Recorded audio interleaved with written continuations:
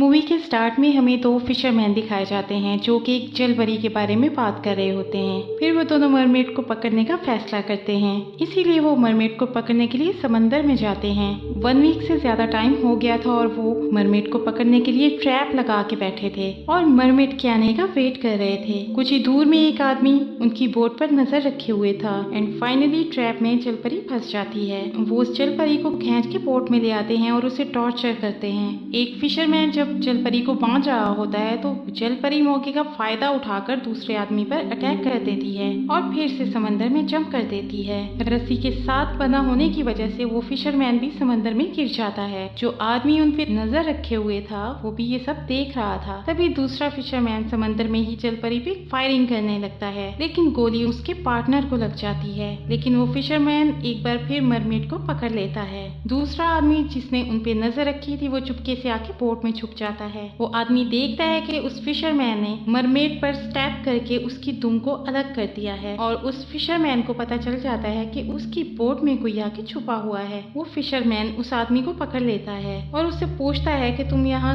किस लिए आए हो, और वो आदमी उसे बताता है कि मैं एक साइकोलॉजिस्ट हूँ, मेरा नाम बियर है और मैं एक डॉक्टर हूँ। तभी वो डॉक्टर उस फिशरमैन से कहता है कि मैं इस मरमेड को परचेज करना चाहता हूँ। उसे कहता है कि तुम मुझसे इस मरमेड का सौदा कर लो, और इसी दौरान मरमेड की दुम का हिस्सा पानी में गिर जाता है और मौका पाकर वही आदमी फिशरमैन पर अटैक कर देता है और उसे मार डालता है। बाद में वो डॉक्टर उस जल परी की आधी बॉडी पर रिसर्च करता है। वो देखता है कि जल परी की आधी बॉडी कट चुकी है, इसके बावजूद भी वो जिंदा है। कुछ ही दिन के बाद जल परी की बॉडी पे स्किन आ जाती है और बिना कुछ खाए वो जिंदा थी और काफी दिन से एक ही जगह पे पड़ी हुई थी। फिर 63 डेज के बाद उसकी बॉडी से वो स्किन रिमूव हो जाती है और इसी दौरान उसकी इंसानों जैसी टांगे और पाँव भी जनरेट हो चुके थे और वक्त गुजरने के साथ साथ उसकी टांगे और पाँव बिल्कुल सही कंडीशन में आ गए थे, लेकिन अभी भी वो चलने के काबिल नहीं थी। मरमेड सिर्फ मछलियां ही खाती थी। इस पर और ज्यादा रिसर्च करने के लिए डॉक्टर बियर उसे अपने मेंटल एजाइलम में ले आता है और अजीब बात ये थी कि उस मेंटल एजाइलम में सिर्फ लड़कियां थी। वहाँ एक लड़की का नाम जून होता है और वो हमेशा ही एक लड़की से बातें किया करती थी और वो लड़की सिर्फ जून को ही नजर आती थी, उसके अलावा उसे कोई भी नहीं देख पाता था। और इस बात का मतलब साफ था कि वो लड़की एक स्पिरिट थी। डॉक्टर बियर जब उस मरमेड को उस असाइलम में लेके आता है तो वो लड़की उसे भी नजर आती है, जो जून को भी नजर आती थी। जो टॉर्चर उस मरमेड पे हुए थे उसकी वजह से वो काफी सैड थी। वो हमेशा कोशिश करती थी कि वो ज्यादा से ज्यादा पानी में रहे और कैमरास के जरिए डॉक्टर बियर उस पे कॉन्टिन्यूसली नजर रख रहा था। जून जब उस स्पिरिट से बात कर रही होती है तो हम ये जान पाते हैं कि वो लड़की 10 साल पहले मर चुकी थी, लेकिन उस लड़की की स्पिरिट ये बात एक्सेप्ट नहीं कर पा रही थी कि वो मर चुकी है। वो समझती थी कि मैं भी इन लड़कियों की तरह एक जिंदा लड़की हूँ जो कि मेंटल असाइलम में है, लेकिन उसे सिर्फ जून और मरमेड ही देख सकती थी। जून और मरमेड जब उस स्पिरिट से बातें किया करते थे तो सभी लड़कियां उस पर हंसती थी और ये कहती थी कि ये किसी सोल से बात कर रही है। अब उस लड़की की स्पिरिट उस मरमेड से भी बातें करने लगी थी और वो मरमेड की हेल्प करने की भी कोशिश करती है। मरमेड एक नर्स जिसका नाम सैंड्रा होता है उससे दूसरी लैंग्वेज में बात कर रही होती है। जल परी के साथ जो बीत चुका था वो उसे सब बता रही थी, लेकिन नर्स सैंड्रा उसकी बातों को समझ नहीं थी पा रही कि वो क्या कहना चाहती है। मरमेड की बातों को समझने के लिए सैंड्रा एक लैंग्वेज एक्सपर्ट को बुलाती है और वो आदमी मरमेड से बातें करता है। मरमेड उसे बताती है कि यहाँ पे एक लड़की है जो किसी को नजर नहीं आती, जिस पर जून कहती है कि मुझे भी वो लड़की दिखाई देती है। जल परी उसे बताती है कि मैं इस जमीन इस दुनिया की नहीं हूँ बल्कि मैं एक समंदर से हूँ, यानी कि मैं एक जल परी हूँ। वो उन्हें बताती है कि मेरी टेल बहुत ही ब्रूटल तरीके से काट दी गई थी। मैं इस दुनिया में आ गई हूँ इसलिए इंसानों की तरह मेरे पाँव आ गए हैं। वो ये बताती है कि ये लैंग्वेज मैंने फिशरमैन से सीखी थी जो कि समंदर में आते थे और वो फिशरमैन बहुत सारी जल परियों को अपने साथ जमीन पर ले आए। इस जमीन पर कुछ लड़कियां हैं जो उन जल परियों की बेटियां हैं और एक हकीकत ये है कि एक जल परी की बेटी यहाँ भी मौजूद है। जल परियां पानी के बगैर जमीन पर सरवाइव नहीं कर सकती, जमीन पर कुछ देर और रहने से ये भी मर सकती है। उसकी बातें सुनकर सभी लोग बहुत हैरान हो जाते हैं, लेकिन कोई भी उसकी बात पर यकीन नहीं करता। लेकिन डॉक्टर बियर को इस बात पे गुस्सा आ जाता है कि मरमेड ने अपनी हकीकत क्यों बता दी। दी, इसलिए वो मरमेड को पनिशमेंट करने के लिए बहुत बुरे तरीके से घसीट के वहाँ से ले जाता है और उसे ले जाकर बंद कर देता है। जल परी के साथ उस लड़की की स्पिरिट भी चली जाती है। उसके साथ ऐसा सलूक देख के बाकी लड़कियां भी काफी अपसेट हो जाती हैं और उनमें से एक औरत जल परी के पास जाने का डिसाइड करती है। वो लड़की चुपके से उस जल परी के पास जाती है, लेकिन डॉक्टर बियर उसे देख लेता है। वो लड़की उसे पूछती है कि मरमेड कहाँ पे है। डॉक्टर बियर उसे बताता है कि वो बेसमेंट में है। डॉक्टर उस लड़की को नहीं रोकता और वो उसे जाने देता है। जब वो लड़की उस जल परी को ढूंढ रही होती है तभी वो लड़की की स्पिरिट उसे बुलाती है, लेकिन उस लेडी को घोस्ट की आवाज नहीं सुनाई देती। वो लेडी एक ऐसी जगह पे आ जाती है जहाँ पे एक पागल औरत होती है और वो उस पर अटैक कर देती है। उससे बचते हुए वो लेडी एक सीक्रेट रूम में चली जाती है जहाँ उसे एक डॉग मिलता है जो कि एक कैनिबल था और उस कैनिबल डॉग को उसी डॉक्टर ने पाला हुआ था। वहाँ बहुत ज्यादा अंधेरे की वजह से वो लेडी वहाँ कुछ नहीं देख पाती। वो कैनिबल डॉग उस पर अटैक कर देता है जिसकी वजह से उस लेडी की मौत हो जाती है। और यहाँ पे ये बात क्लियर होती है कि डॉक्टर बियर एक अच्छा इंसान नहीं है। उसने मरमेड के अलावा बाकी भी वहाँ जितनी भी लड़कियां थी सबके साथ बहुत ही गलत किया हुआ था। उन लड़कियों को मारने के बाद उनका गोश्त उस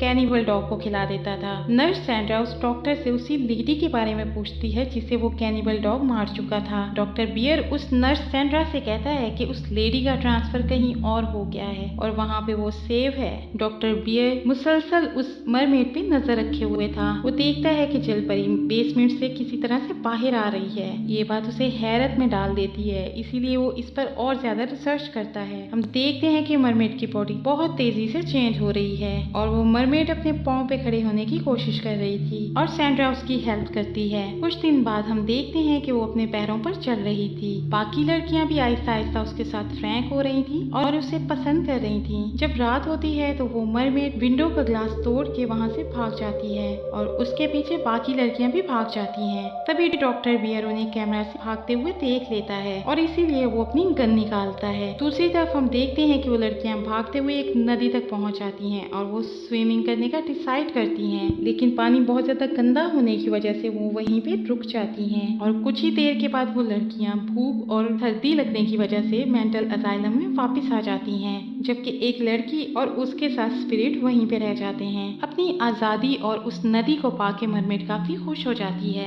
रात को जो लड़की मरमेड के साथ रुकी थी, सुबह जब वो उठती है तो खुद को अकेला पाती है, इसलिए वो भी वापस मेंटल असाइलम में आ जाती है। हम देखते हैं कि उस लड़की की स्पिरिट जंगल में मरमेड को ढूंढ रही है। वो देखती है कि एक ही रात में वो मरमेड बहुत ज्यादा चेंज हो गई है और तो और उसकी दुम भी रीजनरेट हो चुकी थी, लेकिन मरमेड वहीं पे फंस चुकी थी क्योंकि रिवर का पानी खुश्क हो गया था। उस लड़की की स्पिरिट मरमेड से कहती है कि मैं तुम्हें समंदर तक ले जाने में तुम्हारी हेल्प करूंगी। मरमेड व्हीलचेयर पे बैठ के मेंटल असाइलम में जा रही होती है। तभी डॉक्टर बियर उसे देख लेता है और उसे कार से हिट करता है। यहीं पे सैंड्रा को भी पता चल जाता है कि वो वाकई एक मरमेड है। डॉक्टर बियर अपने एम्प्लॉय की मदद से उसे अपनी कार में रखवाता है और इस राज को छुपाने के लिए वो सबसे पहले अपने गार्ड को मार देता है। उसे गार्ड का मर्डर करते हुए बाकी लड़कियां और सैंड्रा भी देख लेते हैं, इसलिए वो सबको मारने के लिए आता है। सैंड्रा बाकी लड़कियों के साथ खुद को एक रूम में लॉक कर लेती है। डॉक्टर बियर दरवाजा खोलने की कोशिश करता है लेकिन वो ऐसा नहीं कर पाता। हम देखते हैं कि एक दूसरी नर्स कुछ लड़कियों को वॉशरूम में छुपा रही होती है और खुद वहाँ से बाहर निकलने का रास्ता ढूंढती है। तभी डॉक्टर बियर उसे देख लेता है और शूट करके मार देता है। फिर डॉक्टर बियर वॉशरूम में जाता है और बाकी सब लड़कियों को बुरे तरीके से मार डालता है। चिल्लाने की आवाज सुन के सैंड्रा बाकी लड़कियों और एक गार्ड को लेके वहाँ से भाग रही होती है। डॉक्टर बियर मरमेड को लेके अपनी बोट पर आ जाता है। वो मरमेड को एक मीट हुक में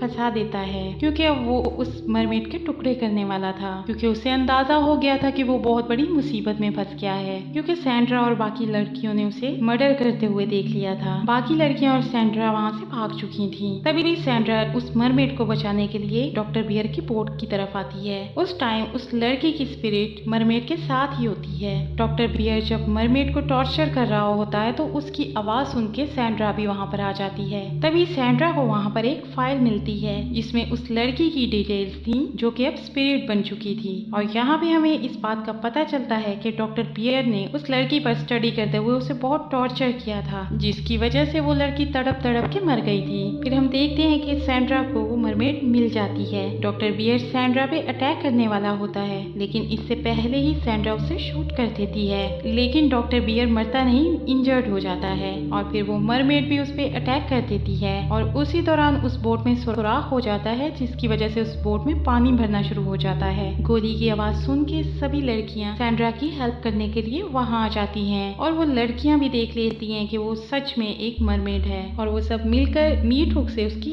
दुम निकाल देती हैं और बोट के टूटे हुए हिस्से से मरमेड समंदर में चली जाती है। लेकिन पानी भर जाने की वजह से बाकी लड़कियां वहाँ पर फंस चुकी थीं। बोट इतनी ज्यादा भर चुकी थी कि सभी लड़कियां उसमें डूबने लगती हैं। तभी जून उन्हें बताती है कि यहाँ पे उस स्पिरिट की डेड बॉडी है और ढूंढने पर उसकी डेड बॉडी मिल जाती है, जिस पर बाकी लड़कियां जून पर बिलीव करने लगी थी। तभी डॉक्टर बियर सैंड्रा पर अटैक करके उसे पानी में डुबा के मारने की कोशिश करता है, लेकिन तभी वहाँ पे जल परी वापिस आती है और डॉक्टर बियर पर अटैक करके सैंड्रा को बचाने की कोशिश करती है। डॉक्टर बियर यहाँ पे बेहोश हो जाता है। डूबते हुए बोट से बाहर निकलने के लिए मरमेड उन लड़कियों की हेल्प करती है। जब सब लड़कियां जमीन पर आ जाती हैं तो वहाँ मरमेड आती है और उन लोगों को थैंक्स बोलती है कि उन लोगों ने उसकी मदद की है। यहाँ पे मरमेड उन्हें बताती है कि जून भी असल में एक मरमेड की बेटी है और उसी दौरान उस लड़की की स्पिरिट भी वहाँ पे आ जाती है, जो कि अब सबको नजर आ रही थी। मरमेड उस स्पिरिट को बताती है कि मैं हमेशा से तुम्हें देख सकती थी, तुम्हें फील कर सकती थी। ये कहकर वो वापस पानी में चली जाती है। फिर हम देखते हैं कि डॉक्टर बियर पानी से ऊपर आ रहा है, लेकिन मरमेड उसे पानी में खींच के ले जाती है और डॉक्टर बियर को डुबो के मार देती है। इसी के साथ ही ये मूवी का एंड हो जाता है। Thank you for watching.